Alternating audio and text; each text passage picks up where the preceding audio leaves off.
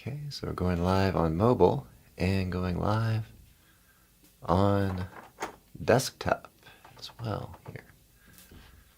So let me get all this situated. Thought I'd talk a little bit today about Killer Joe. We had a request for that last time, and might have a slight hiss in our volume. Hopefully it's not too bad, but something I'm working at. Not sure steps I need to take, but I've got a little gate going on.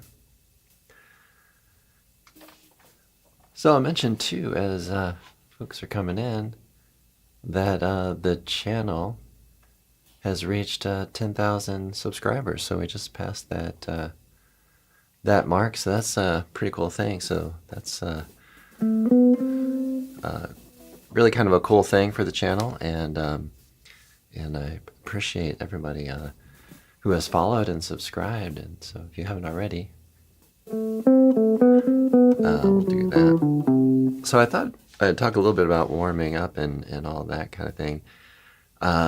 And something I've been talking to my private students about quite a bit lately. And so I'll share some things that I personally do, and it's not really so much what I'm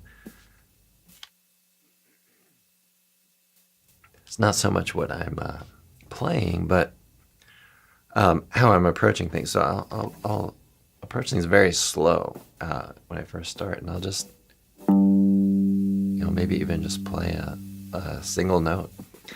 I'll take the pick and follow through and land on the next string, something like that. Maybe internally, just really trying to sound that note as well. So that some of the perspectives on, excuse me, warming up and what to do, and this could also tie over into playing and practicing, but kind of going slow, working on fundamentals. I'm keeping my palm on these lower sounding strings, and I'm keeping my index on these higher strings.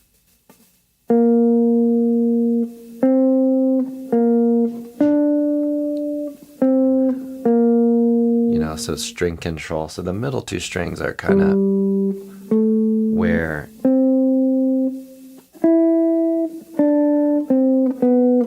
there tends to be a lot of issue with unintended playing on the open strings. So those are some things, but as far as content, there are some exercises, like I think I've mentioned before, that I like to do the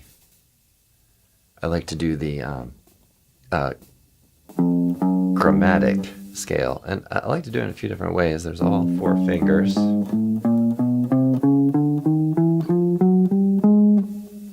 Okay. And then you can do maybe 3 fingers, which is kind of cool, because then you can try a few different approaches as far as accenting. So it can feel like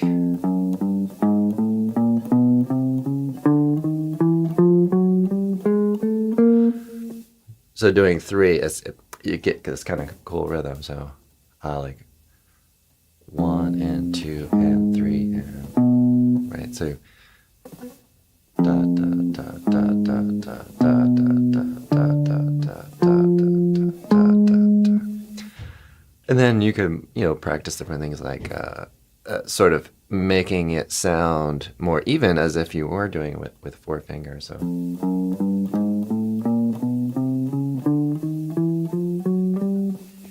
right, which can kind of be a challenge too, because once we start feeling a pattern, we might accent a little bit on that. So, and then 2 fingers are also nice to, just kind of move, and it can really help you, kind of get, in touch with where is the next semitone on the next string. So I want to be able to find that quickly as you cross over strings. So some pretty cool like exercises like that. Like I said, I'm going to get into a little bit talking about Killer Joe here, because I haven't put together a video for it, or I have maybe in the past, but we had a suggestion last Sunday, I think, about it on the Sunday live stream. So Sunday morning, at least Eastern time, come and hang here and with me and chat a little bit, and I'll try to give some information based on what folks have been asking me about and what I've been interested in, and have a bit of a hang on Sunday. So I think I'm going to keep this going. Seems like I can get a half hour or so in the morning.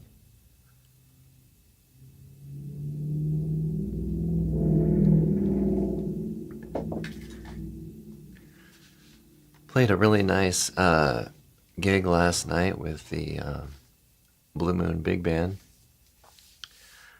and that was out at a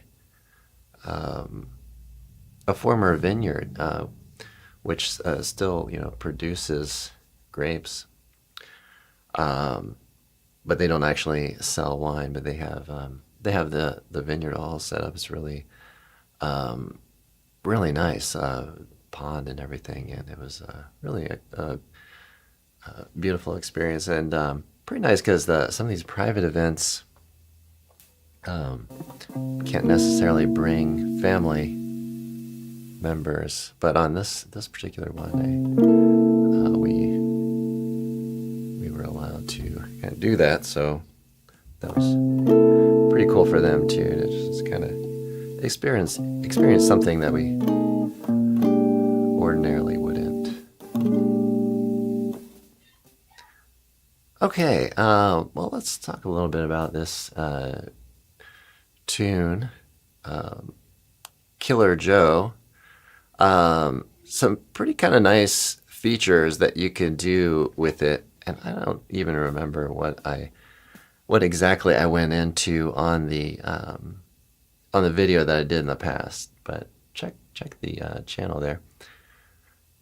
So we have maybe a bass line we could do here.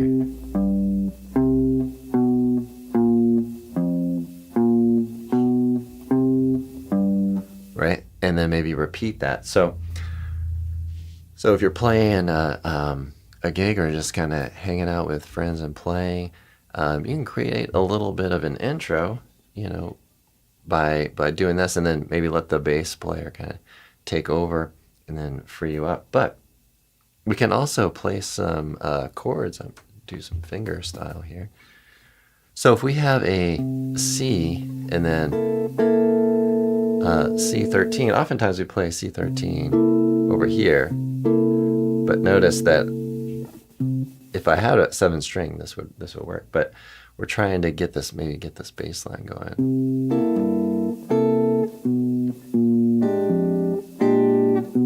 Right? So you can hold this, same 3 notes as this. Right? And maybe get this little bit of a bass line going.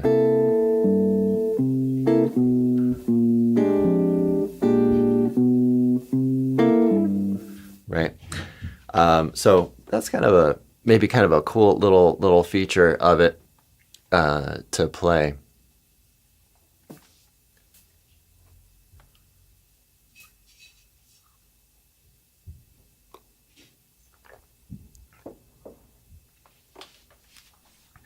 What I'm doing there is holding we got 2nd finger on string 3, 1st finger, and then I'm barring two strings on fret 5. Right.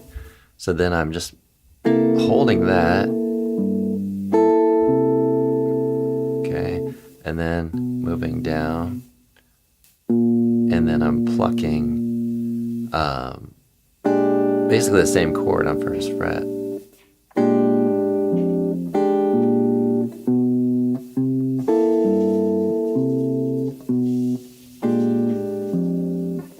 So that's kind of the idea there as far as that goes. But when you go, when you have the bass player, you can always move over here again.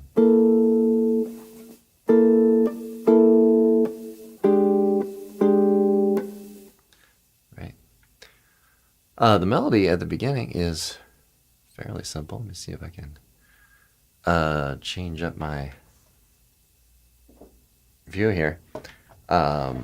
One thing that's pretty interesting about this tune is the bridge or the B section. Okay, let me refresh and check in here. Looks like everything is functioning okay. Okay. All right. So we have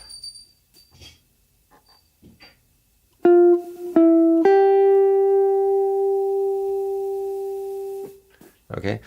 So we have the F and the E and then the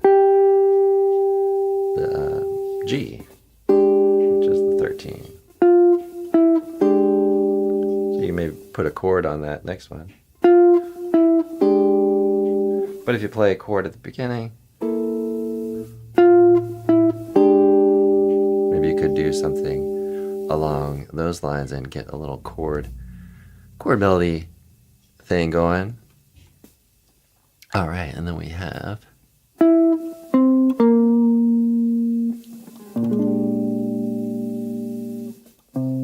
then we're gonna basically kind of repeat that. And then this is going to change a little bit. So, one thing we want to do, putting some things together is know how a note relates to a chord. So this one at the end, that's the 5th of the C7. Right? And then, let's see, what could we put? You could probably arrange this so that you can maybe get this note to ring out. So.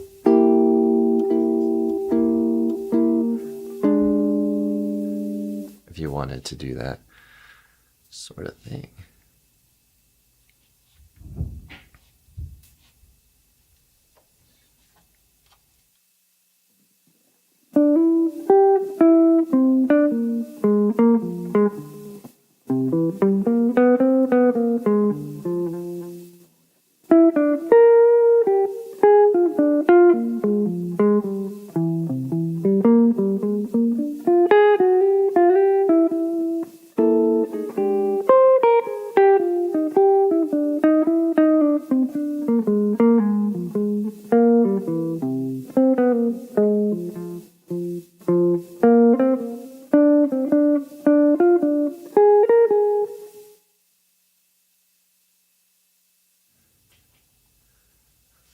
Okay, and then improvising on that. So many different kind of approaches, but one of the first things you can try to do is see if you can just have a general awareness of what the chord tones are as you're moving.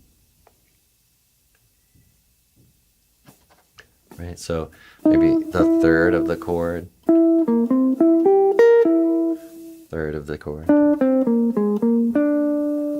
So maybe focus on that a little bit, or see if you can get the root going. So here I'm talking about the starting note, right? So 5. And then see if you can maybe move to a different chord tone as you move to the next chord. So the root note. Maybe the 5th, land on the 5th of the next one. And the nice thing on guitar is that, if you have this chord changing, it's easy to take your shapes. Excuse me. It's easy to take your shapes down. So you play a line here.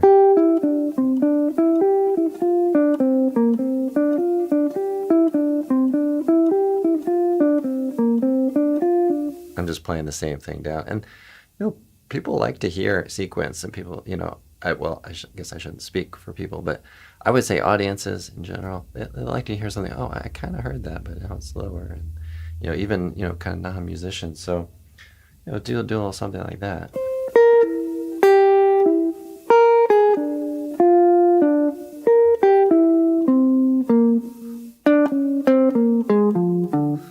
Do maybe 3 things of almost the same exact thing, and then maybe the 4th time let it go in a different direction, or let it maybe trail into something different, or elaborate on it.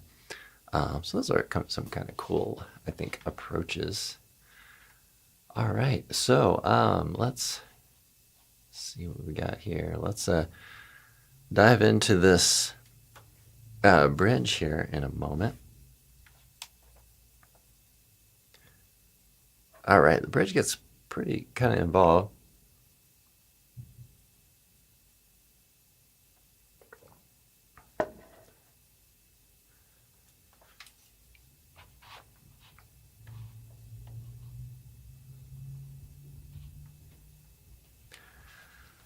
Okay, so we have E minor 7, flat 5. So let's say we're working at a chord melody kind of thing.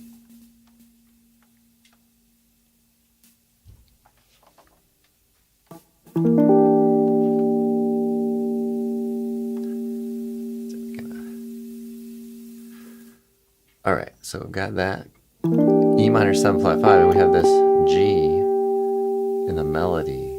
Now we can keep that going, rearrange these fingers. So this appears to be an E diminished 7, but really kind of thinking about A 7 flat 9.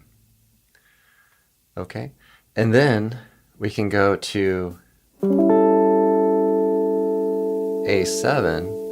We can play really a straightforward 3rd inversion, A7 chord. Or if you want to get a little more dissonance involved, play this voicing, which gives you the flat 9 on the bottom. Okay, and then we're going to go to E minor 7 with the B flat in the melody. Now we could play the minor 9 version of that chord. Okay, but this kind of ties into something that I did on a few shorts this past week. We have E flat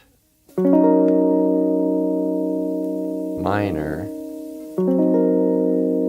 and this note carries over on top. So you have the 2 5 like this. Okay, so a really good practical example of what you can do with that short if you saw that.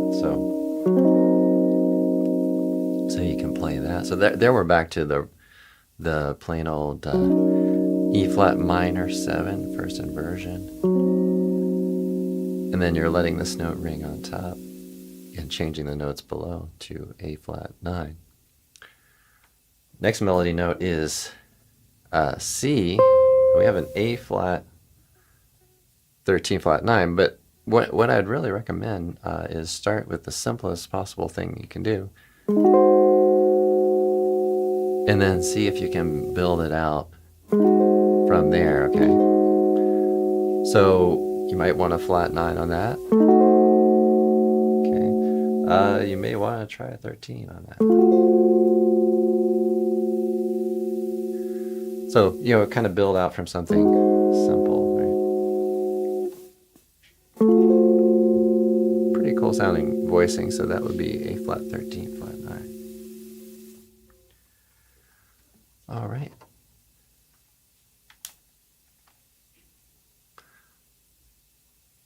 I think just for continuity, maybe I'll just kind of keep this going.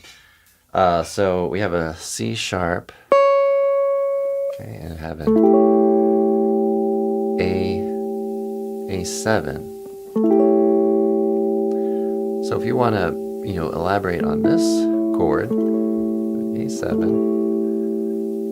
we can, you know, I oftentimes think of some of these shapes as like ukulele sort of voicings, you know, if you had a capo there.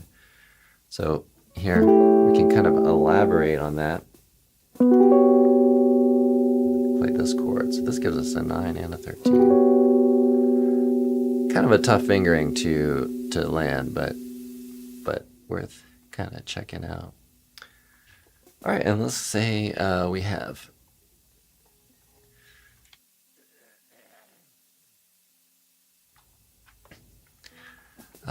A flat 7. Okay. So we have E flat in the melody, and we have the third inversion of A flat 7. Okay, go to E minor. Okay. And then here, maybe play an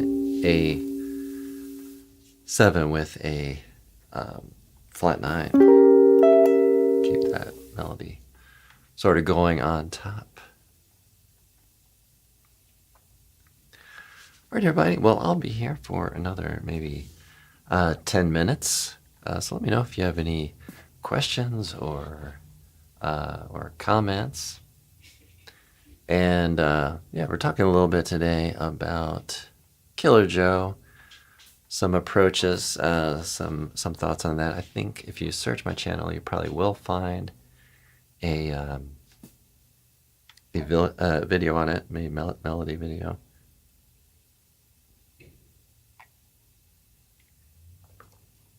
I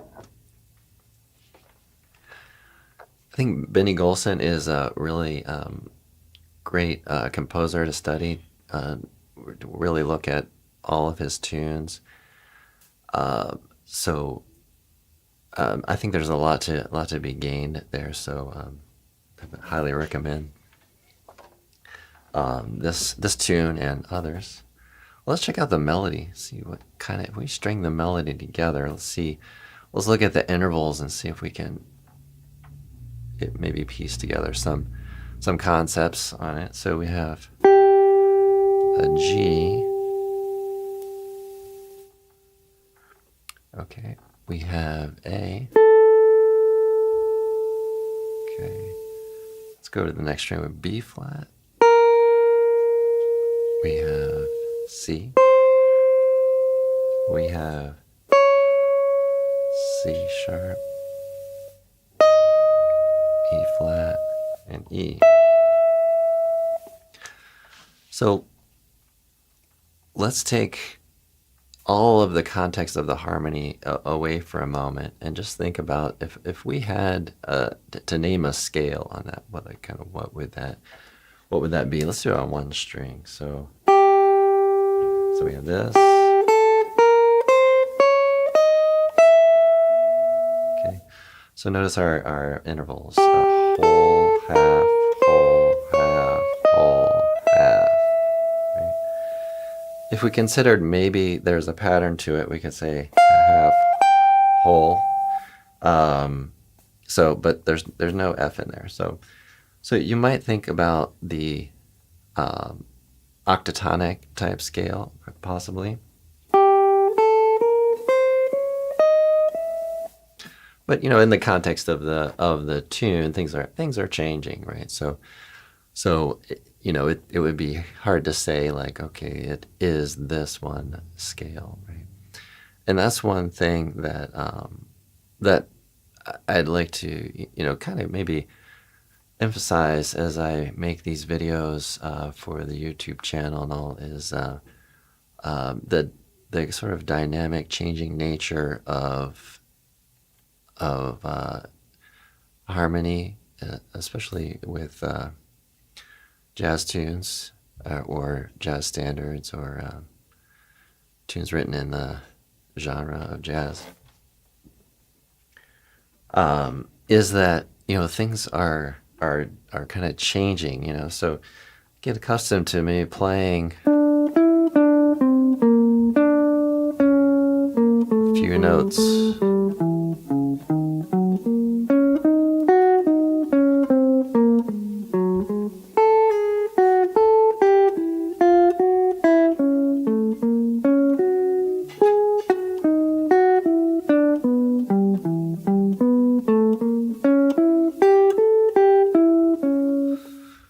right. So it's going to be, beneficial to maybe even have 4 notes, 5 notes, 6 notes or something to pull from as you play, and like maybe study the scales and the chord scales, modes and arpeggios, and kind of putting it all kind of together, right? So we want to think about what is the purpose of each activity that you're doing in your practice session. If you're playing a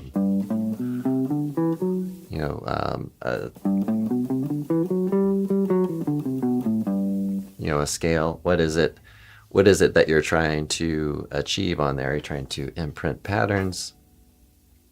Are you trying to hear what that sounds like on a G major 7? Are you working on your position playing? Are you working on fingering? Are you working on sound? So I would recommend, just setting out like an intention each time that you practice something. Like I'm doing this specific thing for this specific purpose, right? So say, well, I'm gonna play a G major scale here in this position,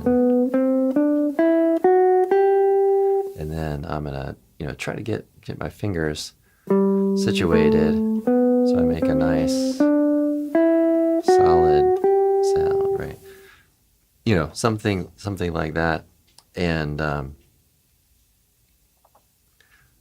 try. I would also just try to not take anything as a judgment on yourself or your skills. Just try to be engaged, but kind of somewhat detached on a personal level. So just kind of like good sound,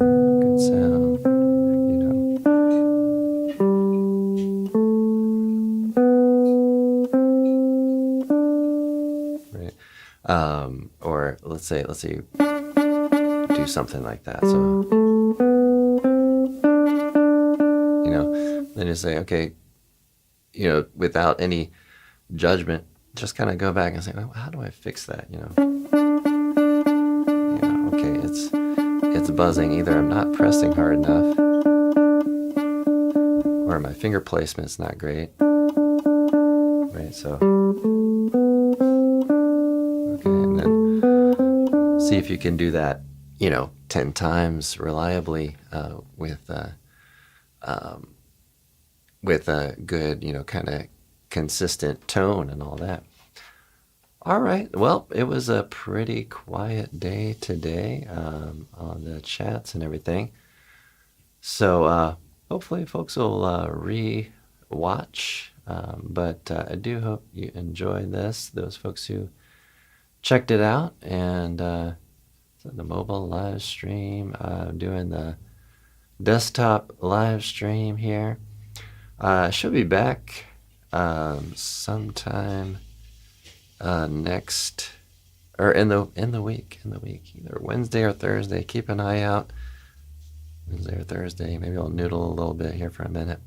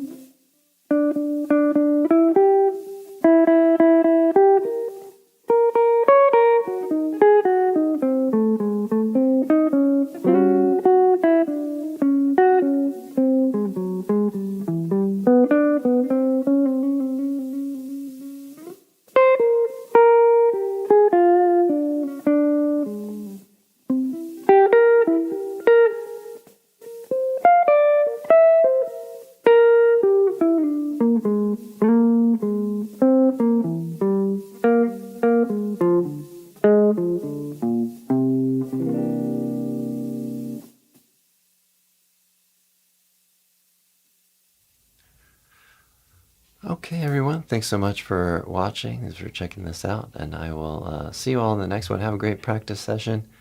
Take it easy. Enjoy the instrument. Have fun with it. Make progress.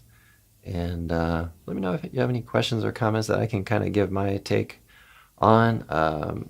Been playing and practicing and performing for a long time, so I have some things that I'm sure can help you out on your journey, whether you're beginner or just trying to take things to the next level or anything like that. So be sure to like and subscribe, and I will see you all in the next one.